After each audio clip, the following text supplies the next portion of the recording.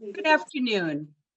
I'm Janet Lenahan, and I have the privilege of serving as Dean of Hofstra University's Frank G. Zarb School of Business.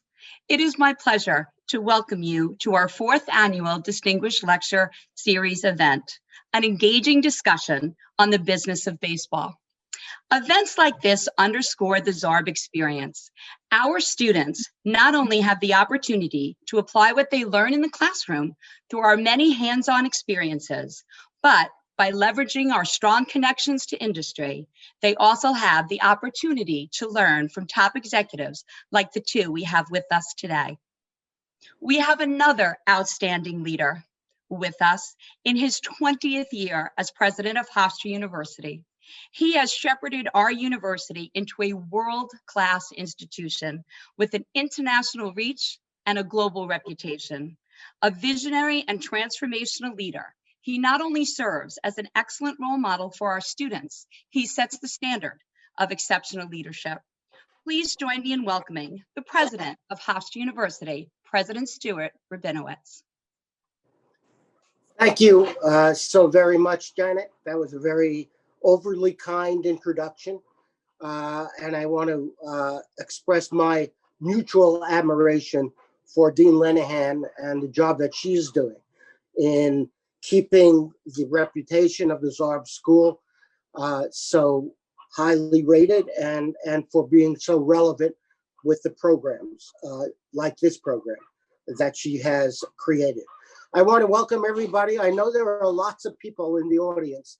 I can't see you. I don't know who you are, but I know there are lots of you in the audience, and I really appreciate your joining. And one of the things that we've done during this pandemic, both in terms of classes and otherwise, is try to keep up our tradition of putting on positive and informative and interesting programs for our students, for our alumni, for the business community, and so on, like this one. So that while we certainly prefer to be in person, the doing it virtually still makes a contribution, and we're happy to do it. And on top of that, you don't have to look for a parking space on campus to come to this.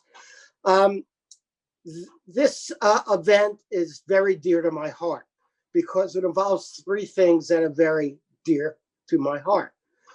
One of them is the Zarb School of Business, which is a bedrock of Hofstra University, always has been, always will be.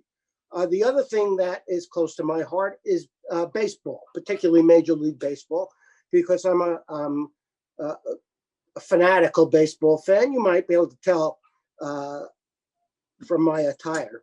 But and the third thing that is closest to my heart is the New York Yankees. Now, all you Met fans out there, you know, I love the Mets too, and give your money to Hofstra and send your grandchildren here.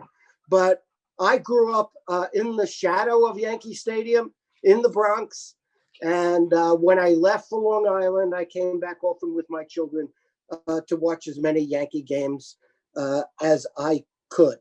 I want to particularly thank our speakers today, Randy Levine, the president of the Yankees, who actually was a law student so long ago, it's hard to remember, of mine many, many years ago when I was a law faculty member, and I taught Randy civil procedure, which is why he didn't become a civil litigator, I think, and turned to other things. But Randy has been an incredibly successful lawyer, economic development person, CEO, arbitrator, mediator in labor law, just first rate. And we're so proud of him at the Maurice Dean School of Law. And he's been such a great friend to the law school and to the business school. And now he's one of my bosses because he serves on our board of trustees. And it just is such a great feeling for somebody to see one of their students reach the heights that Randy has. And I also want to thank Randy very much for his patience, because every year, every single year, he gets a call from me in the off season where I tell him which free agents to sign. And so Cole was my idea. Signing the pitcher was my idea. I told him that. He didn't listen to me. I told him that he had to do something about all his players pulling their muscles so much, and that he had to improve his training. But I see that one step at a time, Randy. One step at a time. And then he has brought with him Rob Manford, who, college presidents like to say very often that they have the hardest job, especially in the pandemic. And there's a lot to be said for that in terms of how complex it is to keep going and keep your people going, but keep them safe and provide a first-rate education. But I think actually Rob can give me a run for my money, because putting together Major League Baseball, not in a bubble, with so many different teams in so many different places, and giving so many people the pleasure of normalcy by watching professional baseball on TV is just amazing. And he's done an amazing job. And between Randy and Rob, you're in for a great evening. So I'm just gonna sit back. I might take my hat off because I'm getting hot, but I'm just gonna sit back and listen to this. And I look forward to learning some things today. Thank you. Thank you, President Rabinowitz, for your leadership. And before I begin the formal introductions, I would also like to thank President Rabinowitz and the Board of Trustees for their unwavering and strong support of our school. Without it, we would not be the highly ranked global business school we are today. At Zarb, we constantly look to innovate in all we do. With new programs, new facilities, our outstanding faculty are always focused on enhancing the educational experience for our students. And there truly could not be a better way to launch our new undergraduate degree in sports management than listening and learning from the two industry leaders we have with us today. We are extremely honored to have them share their insights into the business behind America's favorite pastime. With 30 teams and billions in revenue, there is no doubt that Major League Baseball plays a significant role in our economy. Before I introduce our speakers, please note that we'll be using the chat function in YouTube for questions, and we will have plenty of times after their remarks for a question and answer period. So please feel free to post your questions in the chat as you listen, and I will be sure to get them answered at the end. It is now my great pleasure to introduce Mr. Randy Levine, an alum of Hofstra University Maurice A. Dean School of Law and University Trustee. Mr. Levine is in his 21st year as president of the New York Yankees, having served in the role since January of 2000. Under his leadership, the franchise has many achievements, including constructing the state-of-the-art stadium, which is now home to the famed New York Yankees, and of course, adding to its World Series wins, which now total 27. A principal founder of the Yes Network, the most watched regional sport network in the United States, Mr. Levine currently serves as chairman of the board. In addition, he spearheaded the Yankees' international brand expansion, brought a diverse array of entertainment and special events to Yankee Stadium, and has been the driving force behind the new era Pinstripe Bowl. He is also the Yankees' principal liaison to Major League Baseball and contributes to negotiation and contract issues. Mr. Levine is also presently counsel at the law firm of Jackson Lewis. Before joining the Yankees, he served as New York City's deputy mayor for economic development, planning, and administration, and also served as the city's labor commissioner. Our featured guest this evening, Mr. Robert Manford, was elected as the 10th commissioner of Major League Baseball in 2014. Commissioner Manford's goals for the industry include improving the pace of play, the infusion of technology into the game, increased marketing of baseball's young stars, and continuing the work to reach the game's diversity goals. As commissioner, he has overseen the development of closer relationships with youth baseball and softball organization, and has allocated new resources toward improving MLB's presence in the amateur ranks. He has also prioritized sustaining the game's international growth. And in 2019, MLB opened its regular season in Japan, played multiple series in Mexico, and held an historic June series in London, the sport's first games ever played in Europe. Prior to being elected commissioner, he served as MLB's chief operating officer, and before that, executive vice president, overseeing labor relations, economics, and league affairs. Commissioner Manfred is a 1980 graduate of the School of Industrial and Labor Relations at Cornell and earned his law degree from Harvard. Please join me in welcoming both of our distinguished guests. I'm going to turn it over now to our moderator this evening, Trustee Levine. Thank you, Janet. It's great to be here tonight. And Stu, I would never even be close to where I am without you. You know that. Absolutely. So it's my honor to be here with my longtime friend and colleague, 10th Commissioner of Baseball, Rob Manford. And Rob has done an incredible job as commissioner. And sometimes tough times, tough events shape how you really do. And nobody could have anticipated this pandemic or how it would affect professional sports, including baseball. It needed a leader. It needed a leader to get us going and play. So Rob has stepped up. I think we have 2 weeks left in the season and then the playoffs. And it looks, knock on wood, like we're going to get through. So, Rob, thank you very much for being here. It's my pleasure to be with you. So let's just start about what your thoughts were. I remember you and I talked that fateful day in March. I had gotten a call from Governor Cuomo, who said, you're not going to be able to play here in New York. You were on top of it actually days before in spring training. Tell me your initial reaction when it happened and what you were thinking and how you decided to get the ball rolling to anticipate where we'd be going.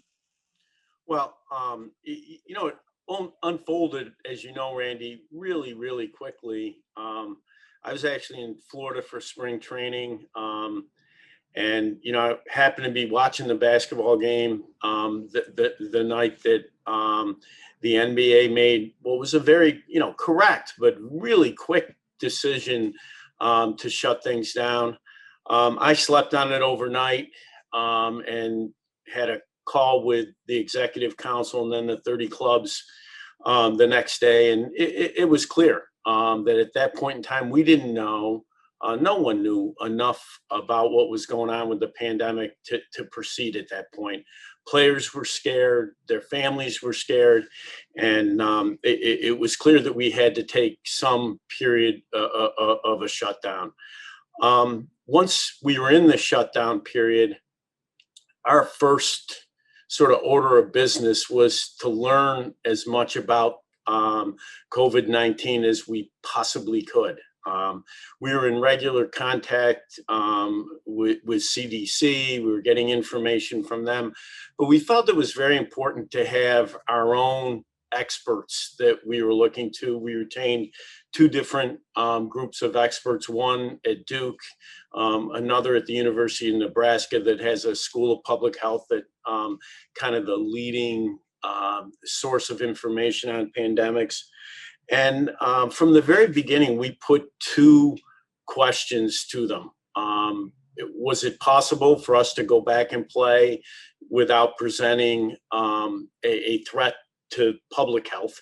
Obviously, if the answer to that was no, that was going to be the end of it. And then the second one, was it possible to go back to play and assure our players that they weren't undertaking risk that was, it was never going to be no risk. I mean, I think that's an important thought to get out there, but risk that was not materially different than living in your community and, adhering to the restrictions that were in place. We got positive responses from both sets of experts on that, and then began the planning process. And we went through various iterations about how it might happen. We talked about a bubble originally, and then ultimately made the decision to proceed in the way we have for the 60-game season. Well, I remember in the early days, you were very committed to playing. Why was it so important to you that we play?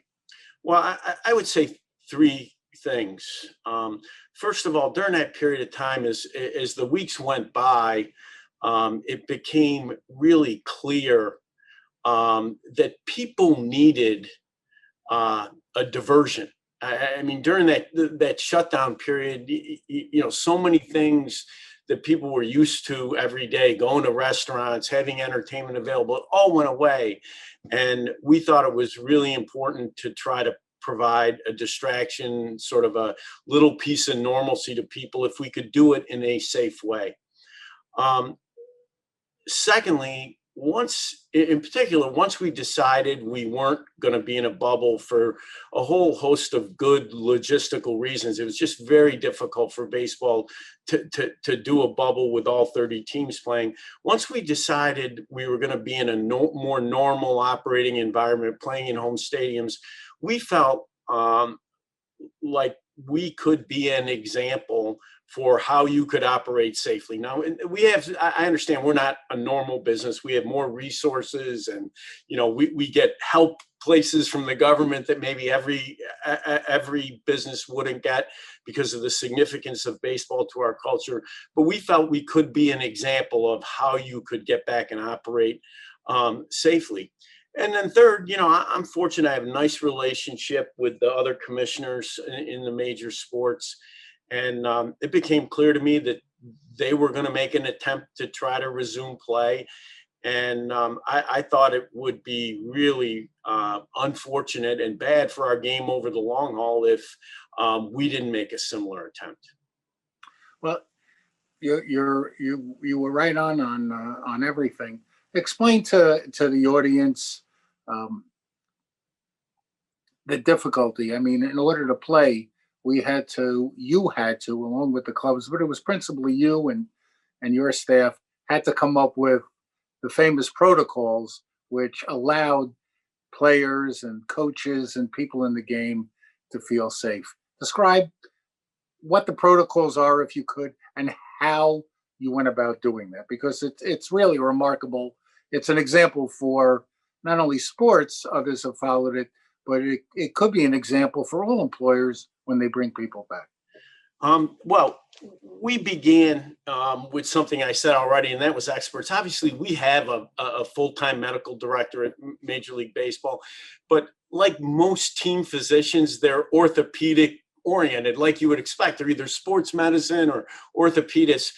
So we felt we needed, infectious disease expertise, and we put the experts that we brought on board with a group of really lawyers and operating people who knew what happens in a normal baseball environment. And I think the combination of knowing how our operations work on the one hand and having the best experts on infectious disease on the other helped us develop a really good set of protocols.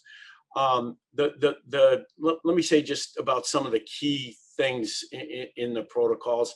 I think testing was a huge piece of the puzzle for us, and we were trying to solve that piece of the puzzle at a point in time when testing resources in the United States were really limited.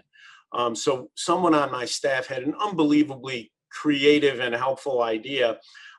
We have a long relationship with a lab in Utah that does our performance enhancing drug testing for the minor leagues. We knew early on in the season, we'd be lucky if we played Major League Baseball, let alone minor league baseball. So one of my staff was talking to the lab director there, and the lab director said, you know, we're kind of out of business because we're not doing your drug testing. He said, but you know, you should understand that testing for COVID is a lot easier than testing for performance enhancing drugs. I mean, in a simple explanation of that would be performance enhancing drugs, a lot of them like testosterone are in your body. A virus is a foreign substance, right? It's by definition an invader. So the conversation went on. They realized for a relatively small investment, they could convert this laboratory with a ton of capacity to do all of our COVID testing. And what that did for us is it avoided putting us in a position where we were drawing resources out of the public health system.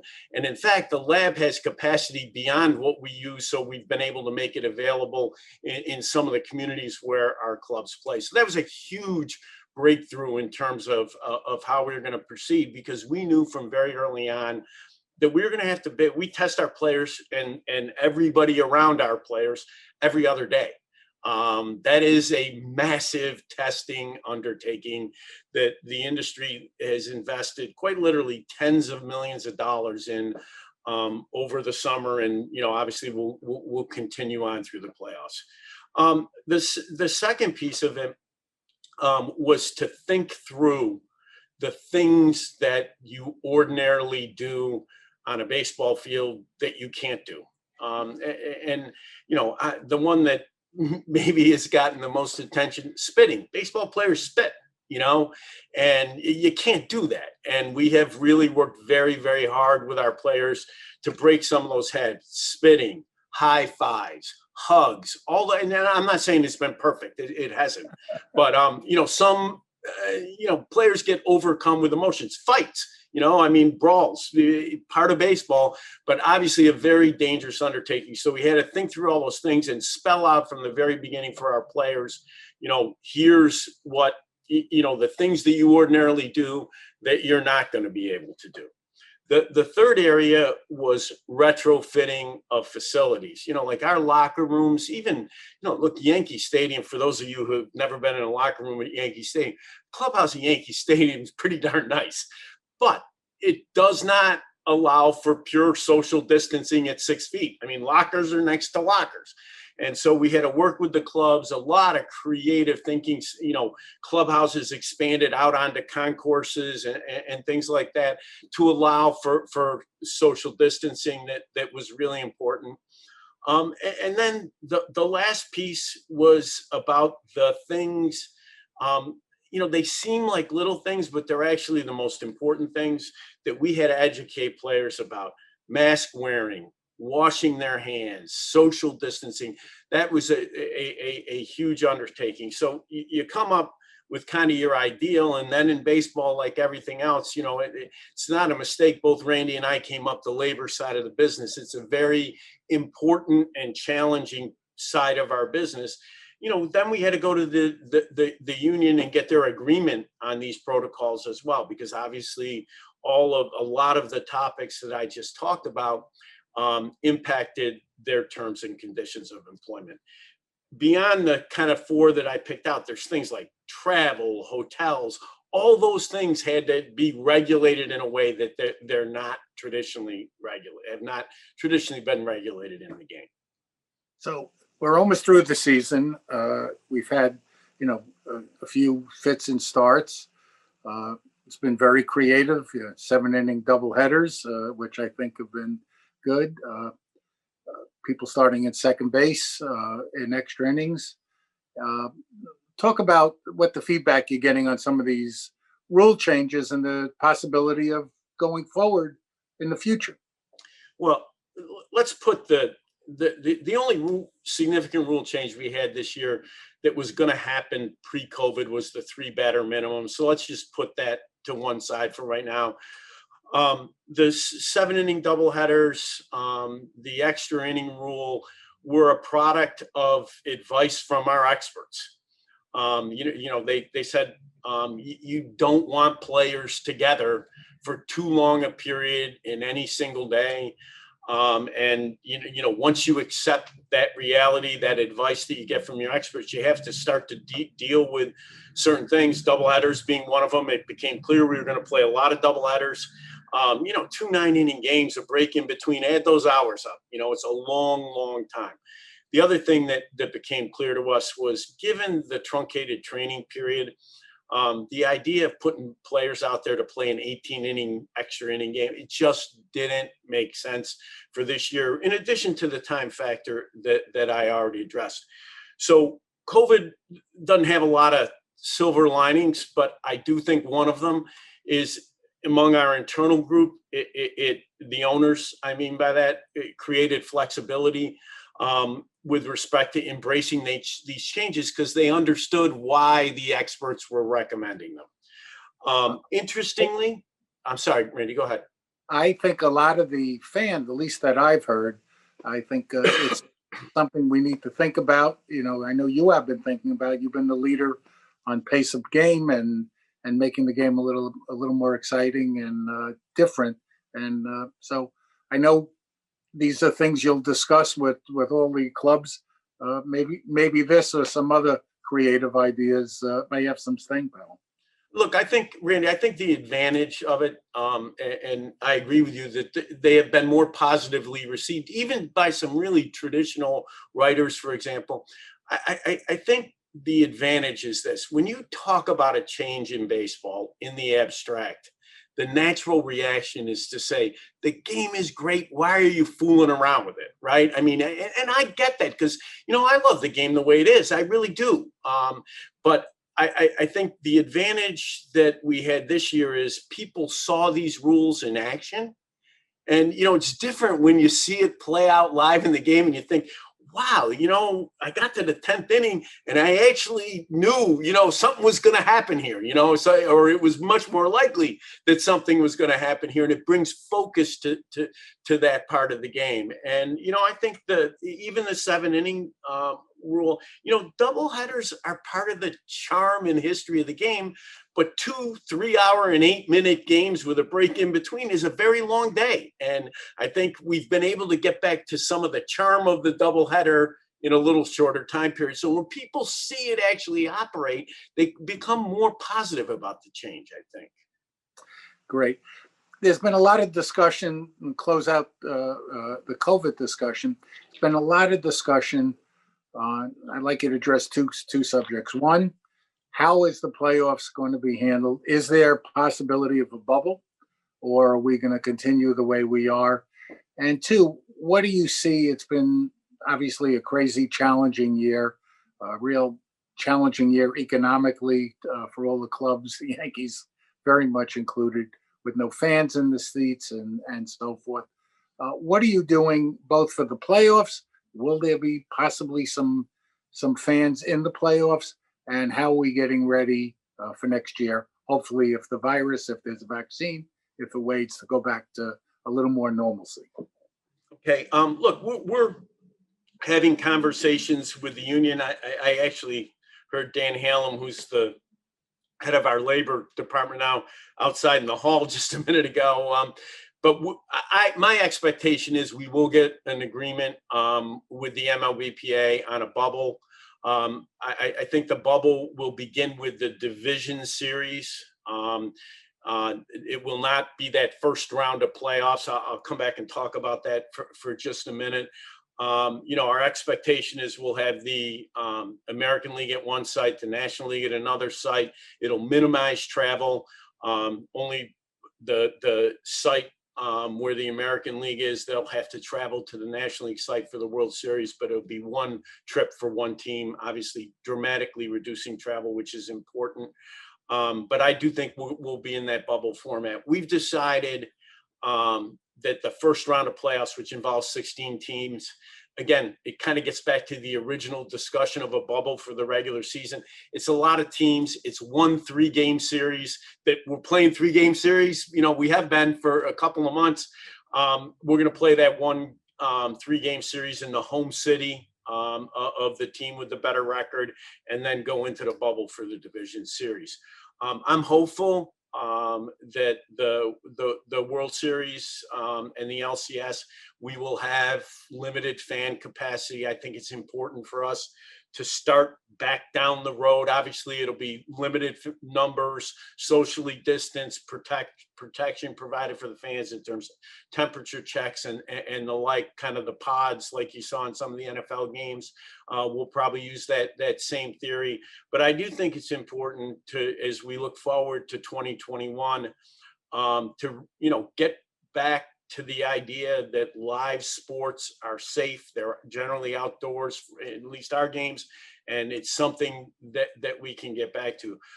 Look, the planning for 2021, the big key, obviously, is a vaccine. What our experts are telling us is that they expect by the time we resume play in the spring, we will have a widely distributed vaccine. I hope they're right about that.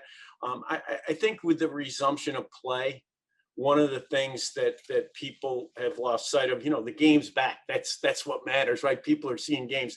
But, the clubs, the industry, we lose about 40% of our revenue when we play without fans. And remember, it's not just the tickets, it's concessions, it's parking, it's the merchandise that gets sold in the stadium.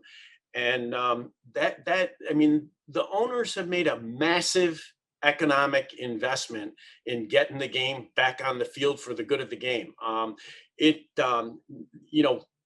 We need next year to be back in a situation where we can have fans in ballparks in order to sustain our business. It's really that simple. Thank you. Let's change topics if we can. Obviously, in recent months, the whole idea of athletes speaking out on social justice issues has come to the forefront. I understand it's sometimes very important to back your players, but at the same time, a lot of fans seem to want to separate sports from politics. That's what we're hearing, and it's a very delicate balance that has to happen, because it's really important to improve and address the social justice issues, but also we also have to recognize that our fans, many of them, think sports is a escape. How have you dealt with it? What are your plans, and what do you see out there? Yeah, I think historically, baseball, like most sports, has tried to be kind of apolitical for the reasons that you cite, in terms of, people see it as entertainment, escape. And I think what happened this year, it was different for two really important reasons. I think number one, among our ownership, among the people in positions of leadership in the industry, including me, there was widespread support for the idea that systemic social injustice needed to be addressed. Like most of the people in the United States, they were very, very supportive of that idea. Secondly, the second thing that kind of changed our stance, or took us out of our normal stance on this one, is our players wanted to be heard. Professional athletes have a platform, just like the people I've already discussed. Some extraordinarily passionate about the need for these issues to be addressed, and we've never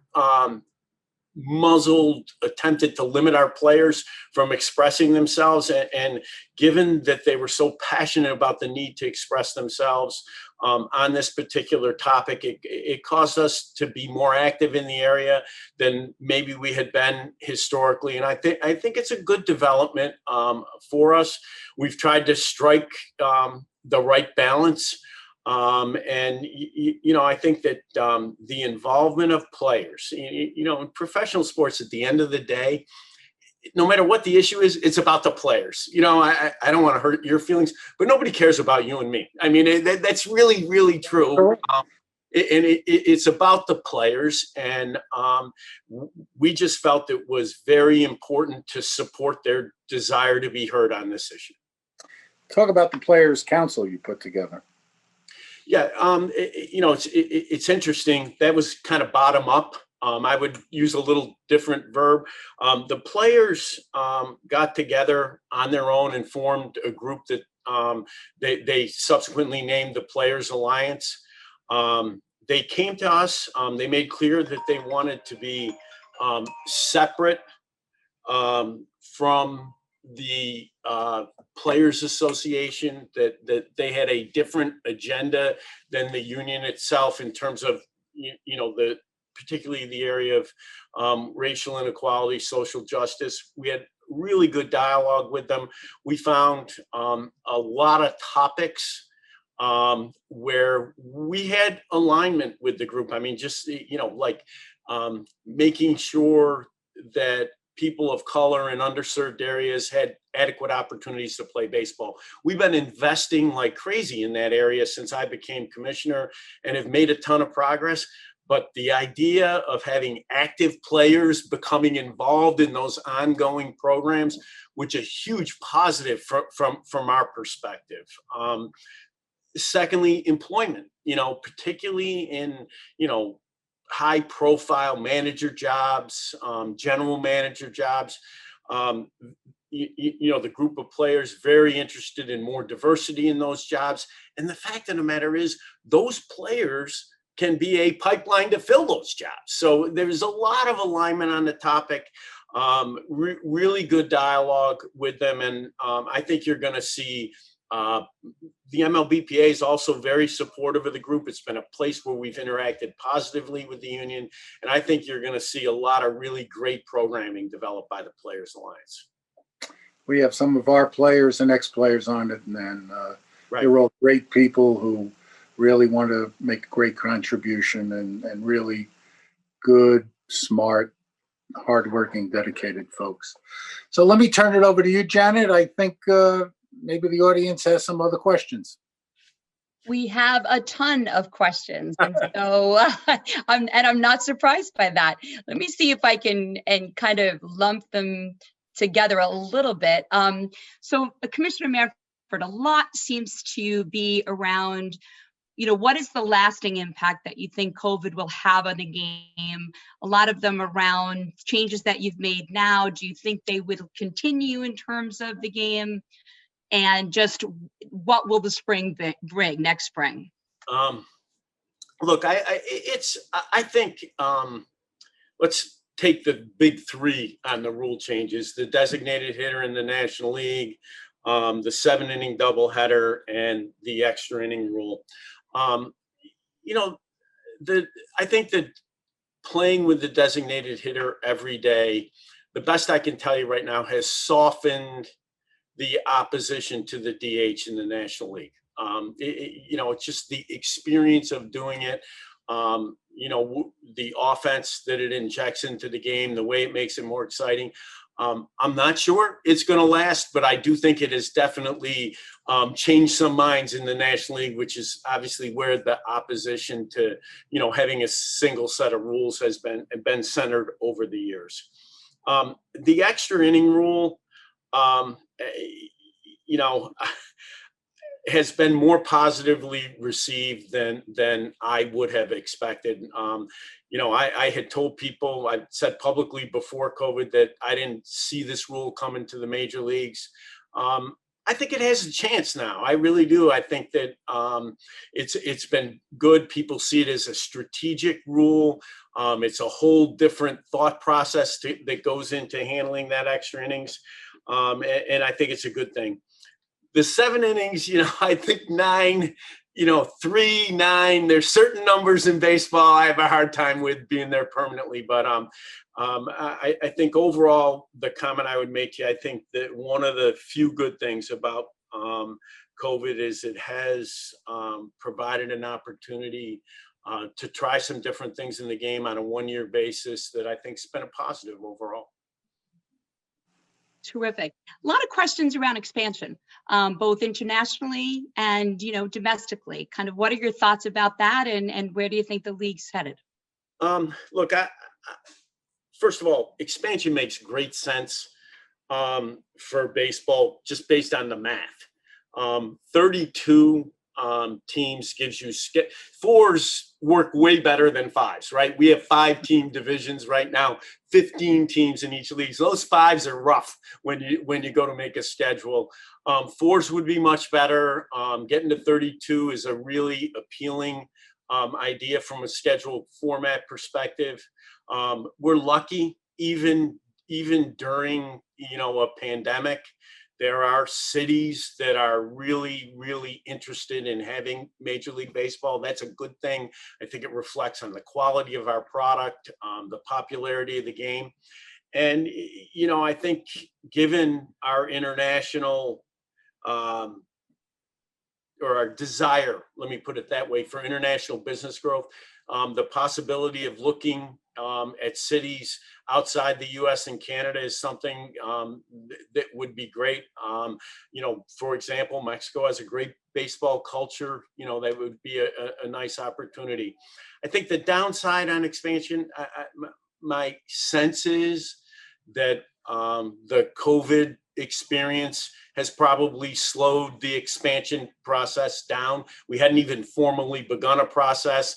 And I think it's probably a little further away now as a result of the events of 2020.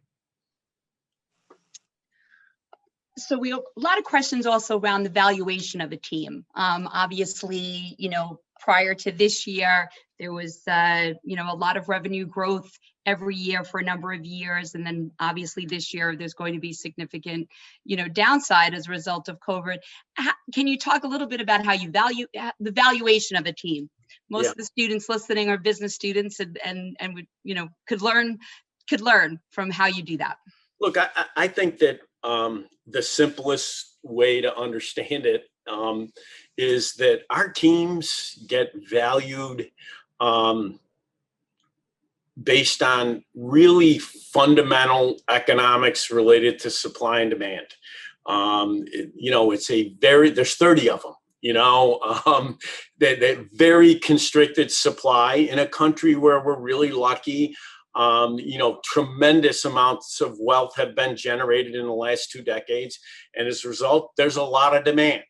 More complicated theories about, discounted cash flows and multiples of revenue, they don't have bear a lot of weight in terms of what somebody ends up paying for a Major League Baseball franchise. It is literally driven by the fact that we have been fortunate, knock on wood. We usually have multiple bidders for a franchise, and it's who's willing to pay the top dollar for them. Okay. Hold on, some few more, absolutely. Some other questions are kind of around, if the expanded playoffs are successful, is it something you would continue? Yeah, I'm a fan of the expanded playoffs. I think that, our broadcast partners love the 1-game knockouts. Baseball is a series game. That's the way the game's played. They're played in 3-game series. I think getting back to the 3-game series in that first round is a positive change. I think that the initial round could have the kind of appeal that you see in the early couple of days of the NCAA tournament. You're going to have 8 games. It's going to be crazy. Just a lot of baseball all in a compressed period of time. We're going to have a bracket, obviously. People love brackets and picking who's going to come through those brackets.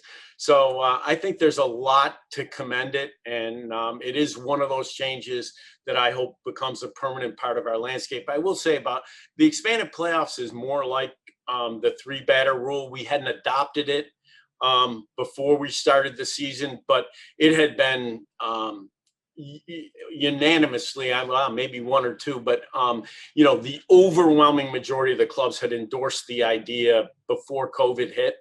And as a result, I think it hopefully will become a permanent part of our landscape.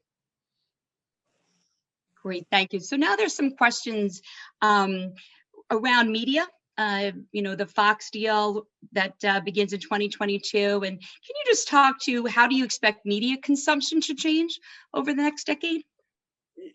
I hope nobody counts the number of times that I say COVID in the course of answering these questions, but it has impacted every aspect of our business. There were certain fundamental trends in media that were going on prior to the pandemic, the shift from traditional cable into streaming, over the top, direct to consumer. I think that the numbers don't lie. The pandemic has accelerated those trends. I think from a consumer perspective, it is probably a positive over the long haul. I think that the way that media will shake out, the consumer will have more control over how and when they're going to consume content. I think from a content owner's perspective, and in addition to being a sports league, we are a content owner. We think it's going to be just fine for us as well. That there's inherent value in the content that we own. We may deliver it to consumers in a little different and technology-wise, a little different mode, and it may be more flexible from the consumer's perspective, but I think the inherent value will be there. I think a great example of the desire for media content, we debuted a new product in the last few weeks called the Mlb Film Room. It literally allows fans to go in and pick clips that they can then post on social media from thousands and thousands of games. And I think it's the example of the kind of content consumption that will become more common going forward, where the consumer has more control over when and where it happens. And questions around the Nike deal, and kind of how did that come about? And do you have any plans to expand that? We had looked for years and years for the kind of marketing support that a major brand can give, even to a brand as big as ours. And we were able to take advantage really of a change in the nature of the company that had historically produced our uniforms. Uniforms are very important from a player's perspective. Our guys wear them, for 200 days of the year, basically. The company that produced the uniforms historically really custom made uniforms for the players. And that's a very important part of their work life. Nike was able to combine the ability to have that traditional customization along with modernization of the product in terms of performance type enhancements in what players were wearing on the field, combined with what is one of the most massive marketing machines in America. And so it was a kind of a perfect deal for us. Obviously, it's a little different on uniforms like the New York Yankee uniform to have a swoosh on the front. We've never had it. I think it looks great. I think it's a great brand association for us.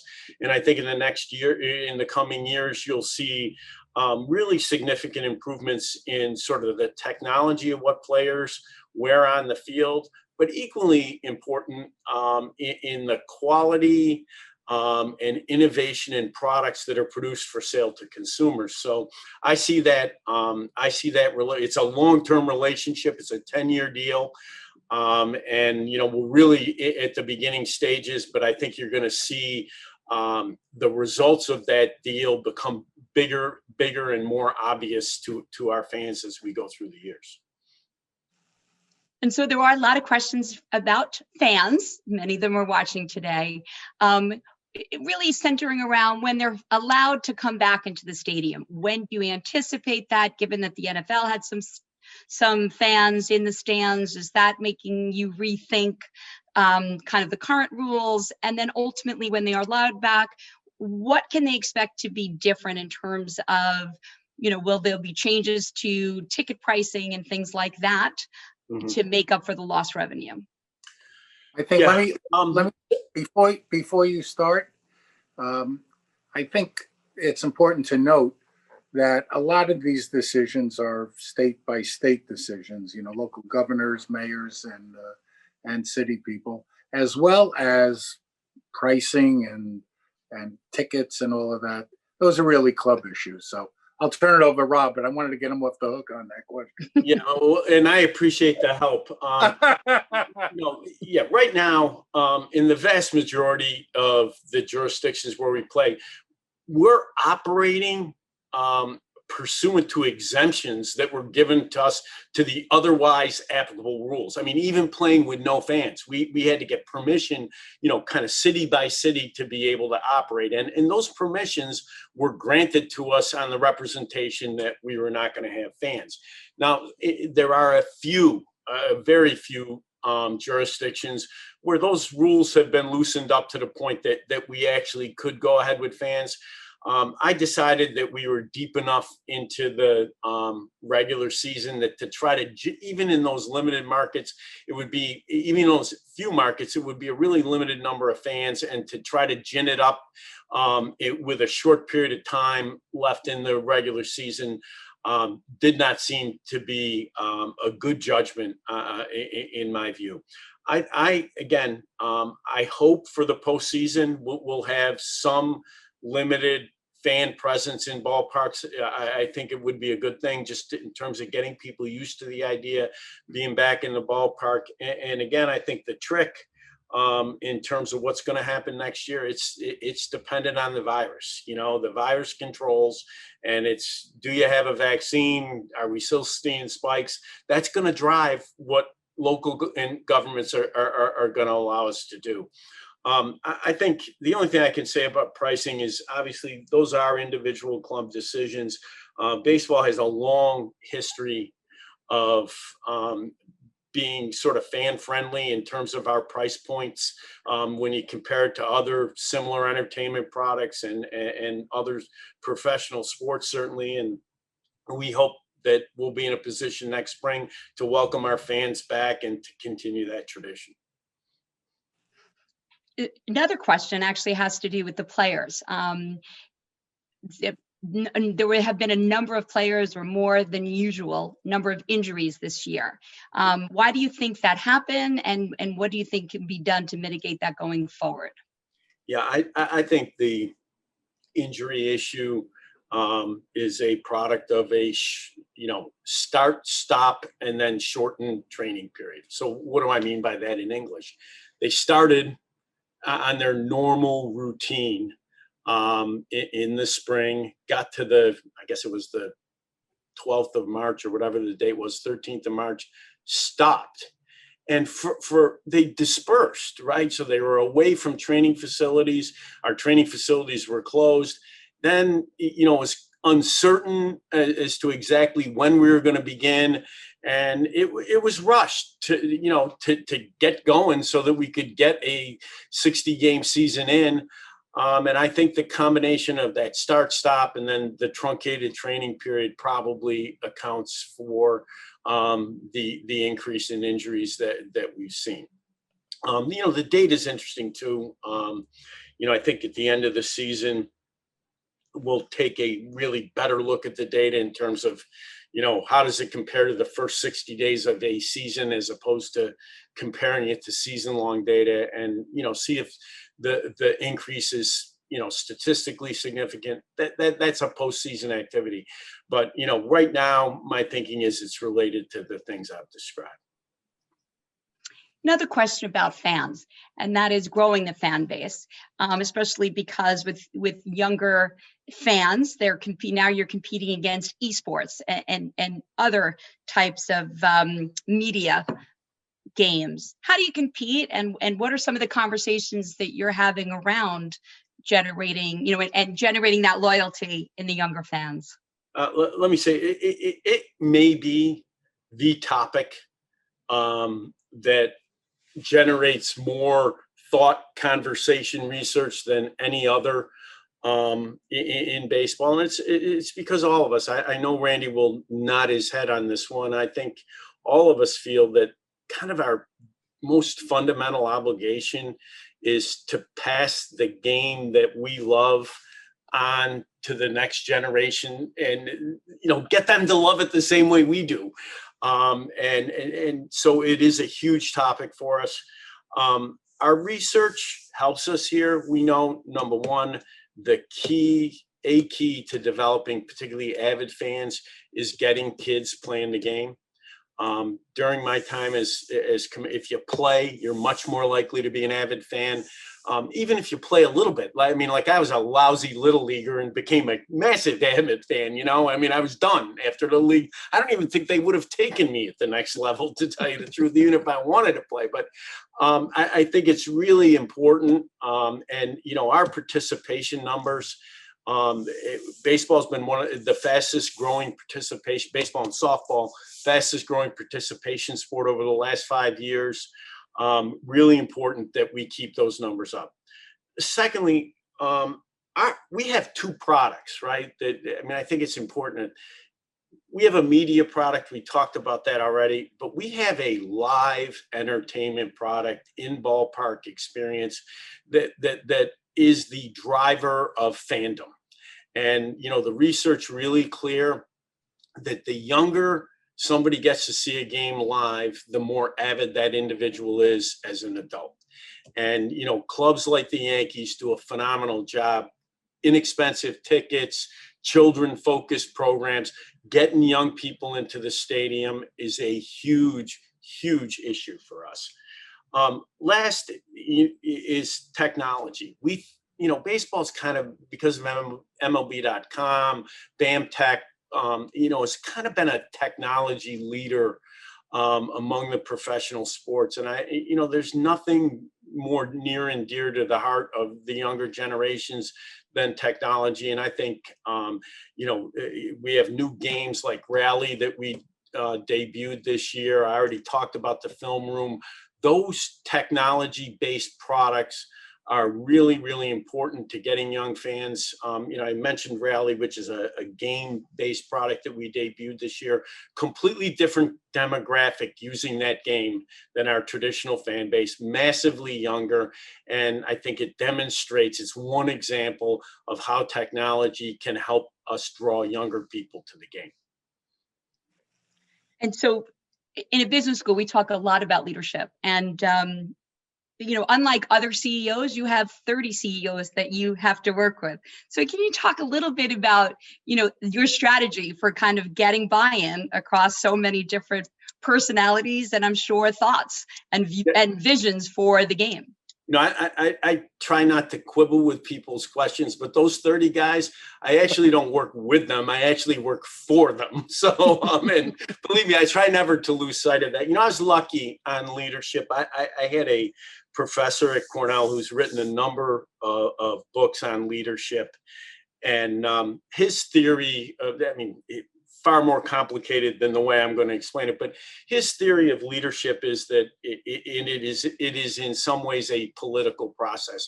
You have to convince people that you have their interests at heart before they're going to follow your leadership. And I think it's particularly appropriate in a business like ours, where you have these 30 owners that, I'm not kidding. You do in a very sense. You work for them in a way, you govern them, but in another way you work for them. And I think it's very important that you convince them that you have the best interests of the game at heart. That you understand what their individual challenges are, and that convince them that over the long haul, because every decision you make, helps some, may not help others quite the same way. You have to convince them that over the long haul, you have their long-term interests at heart. And it's only if you can make that, let me use the phrase, sale, that they really follow you in the way that you need them to follow to be an effective leader. I think that's a great answer. So there's a lot of questions from By students. the way, Samuel Bacharach, okay, I should say, because he was, I think he probably was like Randy's Professor Rabinowitz. You know, he was kind of my guy. Okay, so same thing. And all the faculty listening applaud that you remembered that. So a lot of questions actually for both of you. And so maybe Randy, we can give the commissioner a little bit of a break. And if you can jump in first, and really lots of questions, just kind of how did you break into the industry? What qualities do you look for in young people who want to get into the industry? How do they get into the industry, from management to marketing to data analytics? Whole lot of questions, and folks who want to follow your paths. Well, speaking for me, I mean, I had a mentor who once said, it's better to be lucky than to be good. And I've been very lucky. I got into the industry. Really,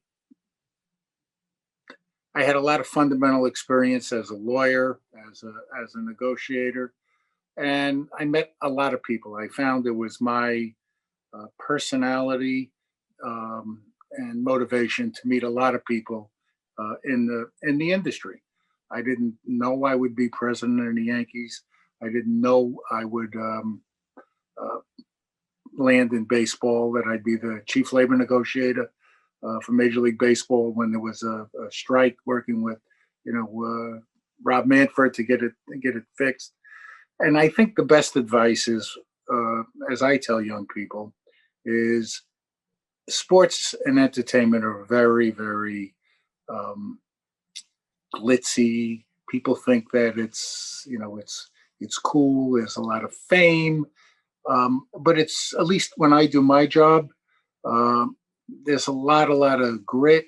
There's a lot of stuff that is common to any business, and there's a lot of very boring things you need to do, as well as exciting things. So you need to focus on, I'm a great believer in, if you don't have a passion and you're not happy, you're not going to be successful. What is it that makes you happy? Then if you want to get into the industry, understand, get into the industry. Take a job that's available. A lot of young people think the first job is going to be the last job. Or on the other side, a lot of people think that life is very predictable. If you get one job, then that leads to a second job, like there's a fixed staircase or hierarchy of success. So what I tell people is, if you really want to get into this industry, find a niche. If you work hard, if you're persistent, you'll get into the industry, get well known, meet a lot of people, and you can grow and be successful that way.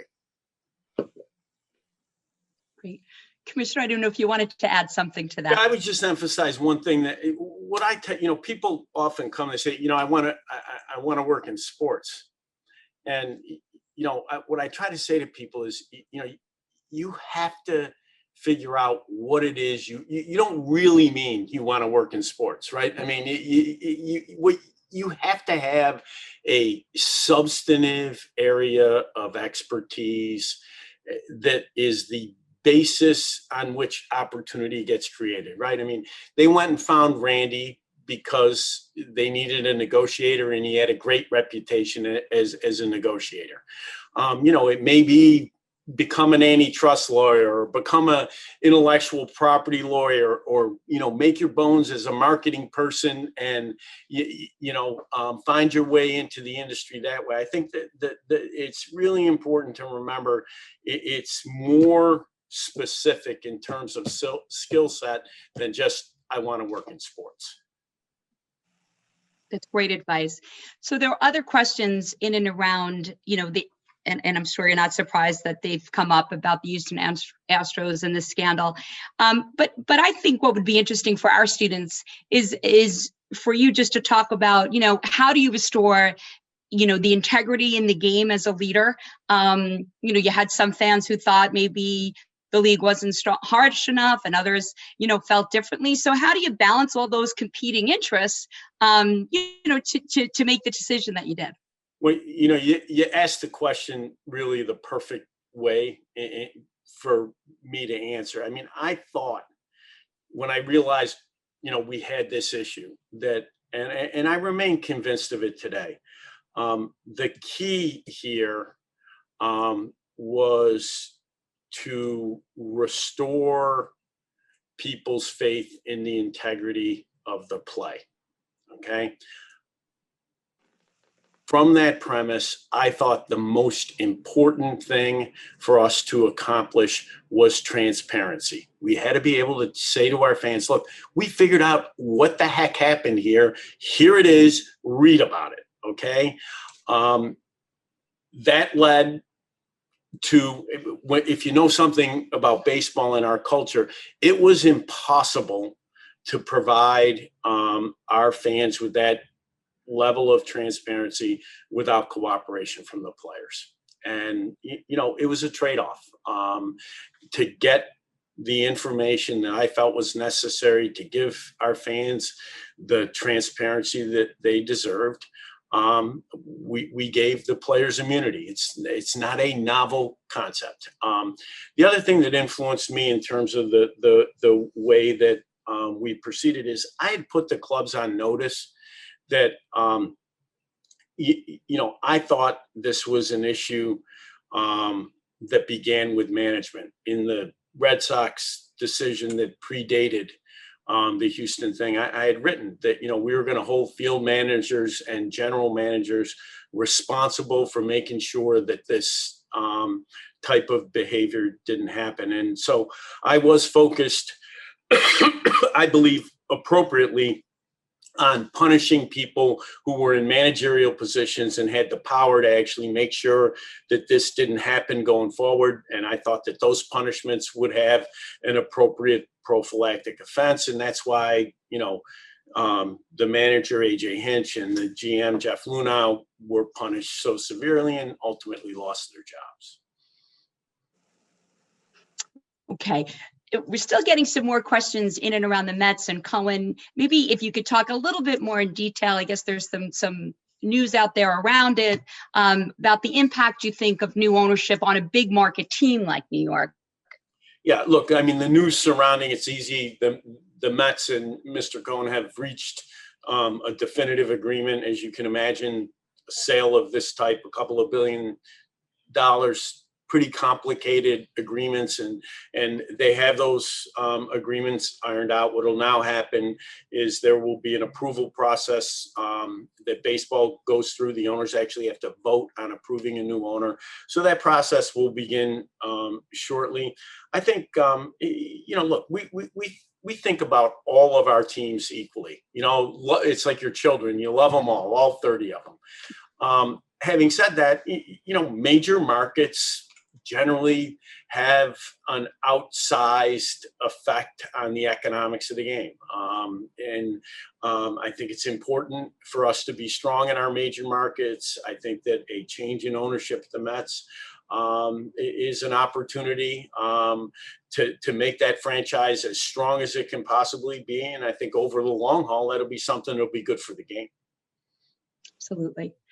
So actually, a question, Randy, for you. What are you most excited about looking forward for the Yankees? Well, hopefully we can get healthy. We can get some of our players back and make a run through the playoffs this year and win our 28th World Championship.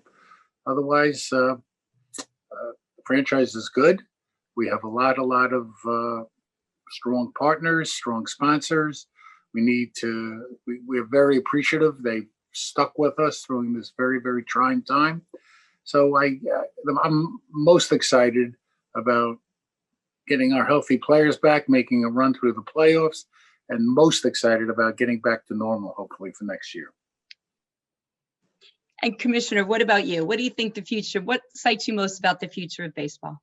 Yeah, I think that what I'm most excited about is our continuing efforts to attract young people to the game. It's one of those topics that you can track. I'm a big data person. I think one example I'll give you right now, our major league players, we have 8% of them are African American. The last 5 years, our draft has been 20% African American. Almost every one of those kids, young men, has had an involvement with a Major League Baseball program. I think that's an example of investing and showing a tangible return on that investment, producing more players. And I think that the increased diversity on the field that investment will help us achieve in the future is really important to the future of our game. I think you have to have a product that looks like America if you're going to sell it to America. Excellent. Well, I can't thank you both enough for taking the time to share all of your insights on the business of baseball. It certainly was a fascinating discussion, and we could keep you here, I know, for another hour, but we appreciate all the time that you've spent with us. So thank you both so very much. And to everyone watching, thank you for joining us. I encourage you to join us again in October when we have Meet the C-Suite. We have Dina Friedman, who is the president and CEO of NASDAQ, and Stella Mendez, who's the senior managing director of FTI Consulting and a trustee at Hofstra University, talking about the markets and as we head into the last quarter of the year, and then of course with the pending elections. So these types of opportunities to speak with leaders are so critically important for our students. And again, Commissioner Manford, we thank you so much. Trustee Levine, thank you for organizing this for us, and we appreciate your time. Thank you. Stay healthy, everyone, and thank you so much for joining. Thank you. Thanks, Rob.